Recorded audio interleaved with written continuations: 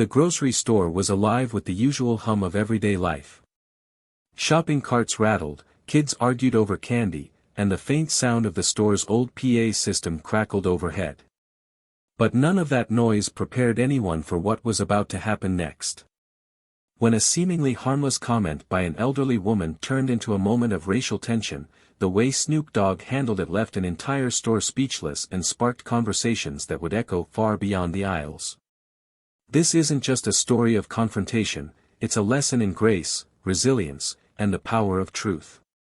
It was mid-afternoon in sunny Compton, California, and Snoop Dogg, casually dressed in a gray hoodie and a pair of sneakers, strolled into a local grocery store. Known for his approachable demeanor, he greeted staff with a smile and a playful, "What's good?" before heading toward the produce section. The store was bustling, parents compared prices, teens giggled near the snack aisle, and older couples moved at a leisurely pace. It was a normal day, a mundane errand, or so it seemed.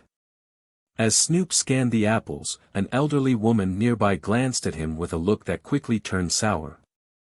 Mrs. Thompson, a woman in her late 70s with neatly curled gray hair and a pressed cardigan, whispered something to her younger caretaker, but her words were far from quiet. "Don't know why people like him don't just go back to Africa." The statement hit like a clap of thunder. Conversation stopped, and a wave of discomfort spread through the nearby shoppers. Snoop heard it. Everyone did. The air seemed to thicken with tension. For a moment, Snoop didn't move. He stood still, the apple in his hand forgotten. Nearby, a mother instinctively pulled her child closer, her eyes darting between Snoop and the elderly woman. A store employee froze, gripping a broom as he watched the scene unfold. All eyes turned to Snoop. Would he walk away? Would he lash out? The room held its collective breath. But when Snoop finally turned toward Mrs. Thompson, there was no anger in his expression, only a calm determination. He walked toward her with deliberate steps, his tall frame towering over her diminutive figure, and gently said, "Ma'am, I heard what you said. Can we talk about that?" Mrs. Thompson blinked, her face flushing with embarrassment and defiance. "Talk about what?" she snapped. "It's just the truth. People like you don't belong here. This is America." The tension escalated, and a few shoppers began pulling out their phones, sensing this was no ordinary encounter. A middle-aged man whispered, "That's Snoop Dogg," while another murmured, "Is he going to let that slide?" Snoop's response was as unexpected as it was powerful. "You're right about one thing," he said, his voice steady and commanding. "This is America.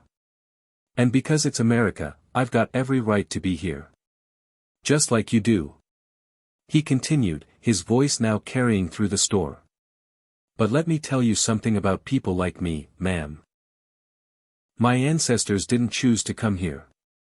They were brought here in chains, stripped of their names, their cultures, and their freedoms. But they didn't just survive, they built this country. They built it with their hands, their sweat, and their tears. They built it so well that people like you get to enjoy it." Mrs. Thompson's mouth opened, then closed. Shoppers edged closer, captivated by his words. "And not just that," he added, pointing toward the young cashier, the janitor, and the mother holding her child. "People like me, we fight your wars.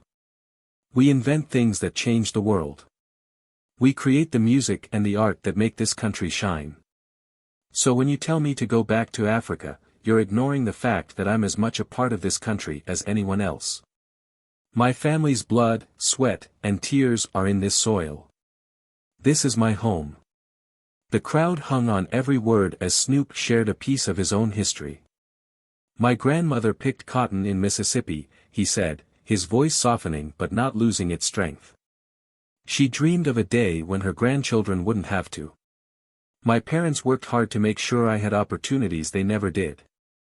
And now here I am, standing before you, not just a man, but a representation of their dreams. So no, ma'am, I'm not going back to Africa. Africa's already in me." Mrs. Thompson's face softened. Her caretaker gently touched her arm, whispering something inaudible. Tears welled in the elderly woman's eyes as she stammered, I didn't think about it that way. I'm sorry. Snoop smiled, his expression one of understanding rather than triumph. It's never too late to learn, ma'am. The first step is having a conversation, just like we're doing now. The atmosphere shifted. A young mother spoke up, thank you for saying that. A retired teacher added, we need more of these lessons. History is more than just dates, it's stories like this that matter. The store erupted into applause, not just for Snoop's eloquence but for the hope that such moments of understanding could inspire real change. Videos of the encounter went viral, sparking conversations about racism, history, and the power of respectful confrontation.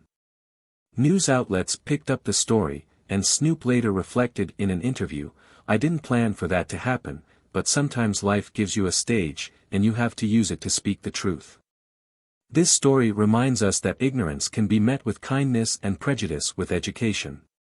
Snoop Dogg's response wasn't just about standing up for himself, it was about standing up for generations who fought for equality and dignity. His words left the crowd speechless and inspired countless others to think differently. What did you think of this story? Have you ever witnessed or experienced a moment like this? Share your thoughts in the comments below, and don't forget to like, subscribe, and hit the notification bell for more inspiring stories like this.